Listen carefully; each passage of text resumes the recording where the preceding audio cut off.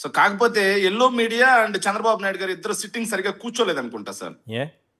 Different narration create చేయాలి. వాళ్ళేమో రోహింగ్యాలు అంటారు సార్, ఈయనేమో బీహార్ ఒడిస్సా గ్యాంగ్ అంటున్నారు. ఎవరు కరెక్ట్? సో ఆ ప్లాన్ కరెక్ట్ గా వాళ్ళు అదేదైతే సిట్టింగ్ లో కూర్చొని వాళ్ళు కరెక్ట్ గా ఆ సీన్ కరెక్ట్ గా ప్లాన్ చేసుకుంటే బాగుండేది సార్.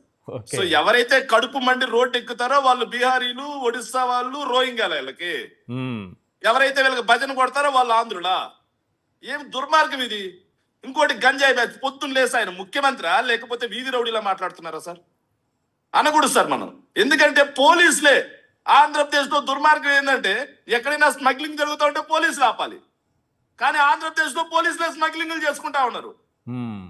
అత్తంకి దగ్గర చూసాం సార్, బల్లికుర ఎస్ఐ ఇంకొక ఎస్ఐ ఇద్దరు కలిసి 5 కేజీల గంజాయి, 25 లక్షల డబ్బు, మద్యం బాటిళ్లు దొరికితే ఆపి ఎవరైతే పట్టుకున్నారో సార్ స్థానికులు వాళ్ళ మీద కేసులు పెడతా ఉన్నారు. ఏమని? పోలీసు విధులకి ఆటంకం కలిగించారు సార్. పోలీసు విధులు ఏంది గంజాయి అమ్ముకోవడమా? పోలీసు విధులు ఏంది మద్యం బాటిల్ అమ్ముకోవడమా? పోలీసు విధులు ఏంది గ్రానైట్ మాఫియా దగ్గర నుంచి కమిషన్లు వసూలు చేసి ఇవ్వడమా? ఇదా పోలీసు విధులు? అంత స్పష్టంగా 5 కేజీలు గంజాయి దొరికి మద్యం మత్తులో వాళ్ళు యాక్సిడెంట్ చేసి కారులో 25 లక్షల రూపాయల డబ్బు దొరికితే తిరిగి పట్టుకున్న వాళ్ళ మీద కేసులు పెడుతున్నారంటే ఎవరు గంజాయి బ్యాచ్? ప్రభుత్వమే దగ్గరుండి, ఎంపీఏ దగ్గరుండి ఏదైతే గంజాయి అమ్మిస్తున్నాడని వాళ్ళ ఎమ్మెల్యే చెబుతాడు. వాళ్ళ ఎమ్మెల్యేనే చెప్తా ఉన్నాడు సార్. సో రాష్ట్ర వ్యాప్తంగా గంజాయి అంగడి సరికైపోయింది. స్కూళ్ళ దగ్గర చాక్లెట్ల రూపంలో కూడా వచ్చింది. పల్లెటూరులోకి వచ్చేసింది గంజాయి. ఇంత దుర్మార్గంగా పోలీసుల దగ్గర గంజాయి అందిస్తూ గవర్నమెంట్ స్పాన్సర్డ్ గంజాయి స్కీమ్ అయింది సార్ ఇది. ఇలా అయిపోతే ఎవరిని గంజాయి అంటాడు? దొంగే పక్కన వాళ్ళందరినీ దొంగ అన్నట్టుంది సార్. ఇక డిఎస్సి విషయానికి వద్దాం సార్. ఎంత దుర్మార్గం అంటే వైఎస్ఆర్ కాంగ్రెస్ పార్టీ మొట్టమొదటిగా వాళ్ళు ఎంత తప్పుడు నిరేషన్ చేస్తున్నారంటే డిఎస్సి నోటిఫికేషన్ రద్దు చేయమని చెప్పలే ఎక్కడ. ఉద్యోగాలు పొందిన ప్రతి ఒక్కరూ దొంగలే అని చెప్పలే ఎక్కడ. కానీ ఎవరైతే ఉద్యోగాలు పొందారో వాళ్ళని రెచ్చగొట్టి వాళ్ళని భయపెట్టి తీసుకొచ్చి మళ్ళీ వైఎస్ఆర్ కాంగ్రెస్ పార్టీని తిట్టించడం. మేము అడిగేది ఏంటి సార్? నవీన్ అంశం అడుగుతున్నాం సార్ మొదటి నుంచి. నిన్న చంద్రబాబు నాయుడు గారు తనయుడు ఒక మాట చెబుతా ఉన్నారు సార్. నవీన్ అనే అతని ఐడి మూడు కాంట్రడిక్షన్ స్టేట్మెంట్ సార్. ఒకటి ఎన్ఓసి అనేది ఇవ్వలేదు అని చెప్పేసి ఆయనే మాట్లాడుతున్నారు సార్. ఎన్ఓసి ఇవ్వడానికి సార్ నేను అడుగుతున్నా, ఇది వాళ్ళు ఇచ్చినటువంటి నోటిఫికేషన్ సార్. వాళ్ళ నోటిఫికేషన్ లో ఎక్కడా నో అబ్జెక్షన్ సర్టిఫికేట్ ఇవ్వాలి అని రాసి లేదు సార్. వాళ్ళు ఏం చెప్పారంటే sir, employees are required to inform in writing to their head of office or department. అంతేగాని ఎన్ఓసి కోరలేదు సార్. చంద్రబాబు నాయుడు గారి తనయుడు అదే 420 పార్టీ యువరాజు అదైతే ఉత్తర కుమారుడు చెప్తా ఉంటాడు సార్. ఎన్ఓసి అని పశ్చాబద్ధంగా దేవాలయం లాంటి అసెంబ్లీ సాక్షిగా ఇది ఎన్ఓసి ఇవ్వమని నీ నోటిఫికేషన్ లో ఎక్కడుంది? ఇదే తెలంగాణ హైకోర్టుకి నవీన్ వెళ్ళినప్పుడు హైకోర్టుకేమో అతను సర్టిఫికేట్ వెరిఫికేషన్ రాలేదని చెప్పారు.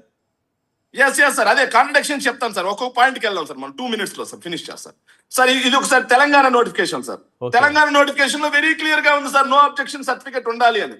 కానీ ఆంధ్ర నోటిఫికేషన్ లో ఎక్కడ నో అబ్జెక్షన్ సర్టిఫికేట్ లేదు sir. No objection certificate clause లేకుండా ఎక్కడే వాళ్ళు నో అబ్జెక్షన్ సర్టిఫికేట్. సో పచ్చి అబద్ధం మాట్లాడుతున్నాడా లేదా? ఇది పాయింట్ నెంబర్ 1 సార్. సో ఈ నోటిఫికేషన్ అయిపోయిన తర్వాత సార్ మేడా శ్రీకాంత్ రాయల్ అనే అతను కోర్టుకు వెళ్ళాడు సార్. 2025 అతను కూడా క్వాలిఫై అయినటువంటి క్యాండిడేట్ సార్, మేడా శ్రీకాంత్ రాయల్. దాంట్లో వెరీ క్లియర్ గా సార్ కోర్టు ఏమని తీర్పిచ్చిందంటే, no objection certificate from the appointing authority where he was working on outsourcing basis may not be a serious disqualification. So అది డిస్క్వాలిఫికేషన్ కి అర్హత కాదు, అది అవసరం లేదు అని ఆంధ్రప్రదేశ్ హైకోర్టు ఇచ్చినటువంటి తీర్పు సార్. 2025 ఇదే డిఎస్సిలో మేడా శ్రీకాంత్ రాయల్ అనే అతను కోర్టుకు వెళితే కోర్టు డైరెక్షన్ ని పక్కన పెట్టేశారు సార్. సో ఇంకా ఈ 2 డైరెక్షన్, ఇప్పుడు నో అబ్జెక్షన్ సర్టిఫికేట్ అనేది అవసరం లేదు అన్నారు కదా, కోర్టు చెప్పింది నీ యొక్క నోటిఫికేషన్ లోనే చెప్పారు. మరి ఎందుకని చెప్పి నవీన్ అనే అతనికి మీరు ఇవ్వలేదు? Point number 1. సో అసెంబ్లీ సాక్షిగా పశ్చాత్తపా కాదా సార్ నో అబ్జెక్షన్ సర్టిఫికేట్ అనే మాట? ఆయనే చెప్తారు సార్. ఒకసారి వెరిఫికేషన్ కి రాలేదని చెప్తారు, ఇంకోసారి నో అబ్జెక్షన్ సర్టిఫికేట్ ఇవ్వలేదు కాబట్టి బ్లాక్ చేసామంటారు. మరి బ్లాక్ చేశారు కాబట్టి వెరిఫికేషన్ కి రాలేదు కదా, బ్లాక్ చేయడం మీ నేరం కదా. అవుట్ సోర్సింగ్ లో పనిచేస్తున్నటువంటి ఎంప్లాయీకి సంబంధించిన వాళ్ళ చేతనే ప్రశ్న పత్రాలు అప్లోడ్ జరిగిన మాట వాస్తవం కాదా? దీని మీద విచారణ అడుగుతా ఉన్నాం, సిబిఐ ఎంక్వైరీ. మీరు తప్పు చేయకపోతే ఎంక్వైరీ చేయించబ్బా, ఎందుకు భయపడ్డం? మీరు సిబిఐ అంటే వాళ్ళు ఏపీపీఎస్సీ అంటారు, గ్రూప్ 1 పైన సిబిఐ అంటారు. సార్ 2 కలిపి వేసుకోమనండి సార్. వైఎస్ఆర్ కాంగ్రెస్ పార్టీ ప్రభుత్వ హయాంలో 2 లక్షలకు పైగా ప్రభుత్వ ఉద్యోగాల భర్తీ జరిగింది, శాశ్వత ప్రభుత్వ ఉద్యోగాలు. వాటన్నిటి మీద సిబిఐ ఎంక్వైరీ వేసుకోమనండి.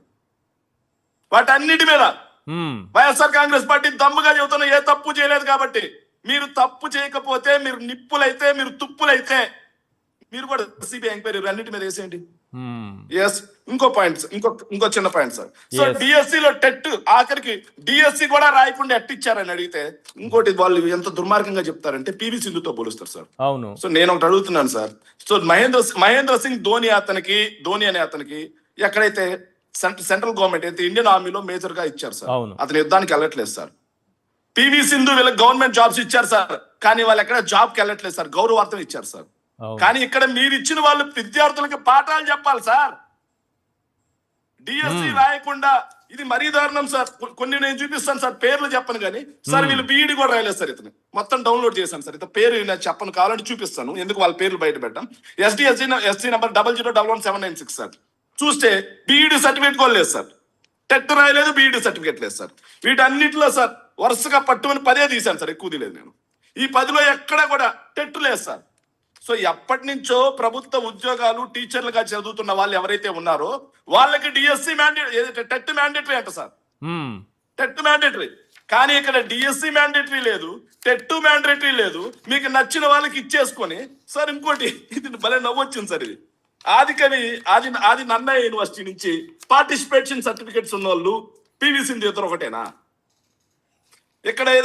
ఇక్కడ మరీ దారుణమైనటువంటి అంశాలు సార్ ఇవి. సార్ వెంకటేశ్వర యూనివర్సిటీలో ఇంటర్ కాలేజ్ లో పార్టిసిపేషన్ సర్టిఫికేట్స్ ఉన్న వాళ్ళు పివి సింధు ఇద్దరు ఒకటేనా?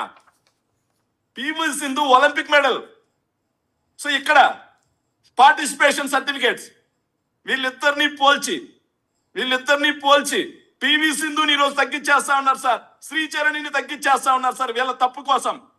వాళ్ళు నేషనల్ గేమ్స్ లో దేశానికి, నేషనల్ గేమ్స్ కాకుండా ఇంటర్నేషనల్ లెవెల్ దేశానికి మెడల్స్ తెచ్చిన వాళ్ళు. రైట్. ఆర్చరీలో దేశ స్థాయిలో 35 సార్లు గెలుపొందాడట దుర్గయ్య, 25 సార్లు జాతీయ స్థాయిలో గోల్డ్ మెడల్ సాధించాడట, ఆయనకి రాలేదు. Yes sir. ఇంకో దుర్మార్గమైన అంశం ఏంటంటే, సో నారా లోకేష్ గారు పొద్దున్న లేచినప్పటి నుంచి సార్ అబద్ధాలు చెప్పుకుంటూ ఓ మాట అంటారు సార్. ఆయన చర్చకు సిద్ధమా ఛాలెంజ్ అంటారు సార్. మేం కాదు సార్, దుర్గయ్య ఛాలెంజ్ అంటున్నాడు సార్. నారా లోకేష్ కి దమ్ముంటే, 420 పార్టీకి సిగ్గుంటే, చిత్తశుద్ధి ఉంటే దుర్గయ్యతో చర్చకు రండి. మేం కూడా కాదు, దుర్గయ్యతో చర్చకు రండి బహిరంగంగా. ఎవరైతే నష్టపోయిన దుర్గయ్య చర్చకు వస్తామంటున్నాడు, రమ్మనండి. అలా కాకుండా అసెంబ్లీ సాక్షిగా బుల్డోజ్ చేసుకుంటూ పోతాం, చర్చ పచ్చి అబద్ధాలు మాట్లాడతాం. ఎవరూ లేని అసెంబ్లీలో ఏదైతే శాసనసభలో కూర్చొని మేము ఆ తొడలు మేము కొట్టుకుంటాం. శాసన మండలి వచ్చేసరికి కడిగి పరేస్తారు కాబట్టి మా ఎమ్మెల్సీలు ఆధారాలతో సహా వీళ్ళని బట్టలు ఇప్పేస్తారు కాబట్టి భయంతో సార్ దుర్మార్గం. ఒక్క పాయింట్ సార్, దుర్మార్గం ఏంటంటే, సో డిఎస్సి మీద చర్చ అంటే వ్యవసాయ శాఖ మంత్రి వస్తాడు సార్, వ్యవసాయం మీద చర్చ అంటే ఏదైతే విద్యాశాఖ మంత్రి వస్తారు సార్. ఇది ఎక్కడి ఇమాజినేషన్? హోంశాఖ గురించి పవన్ కళ్యాణ్ గారు మాట్లాడతారు. సార్ అసలు ఏ శాఖకి ఎవరు మంత్రి, ఏ శాఖలో ఒక సబ్జెక్ట్ మీద డిఎస్సి మీద చర్చ జరుగుతుంటే విద్యాశాఖ మంత్రి వచ్చి చెప్పాలి సార్. కానీ వ్యవసాయ శాఖ మంత్రి వచ్చి గిత్తమ్మలు అని చెప్పి బూతులు మాట్లాడిపోతారు సార్. ఇది వాళ్ళ పరిస్థితి.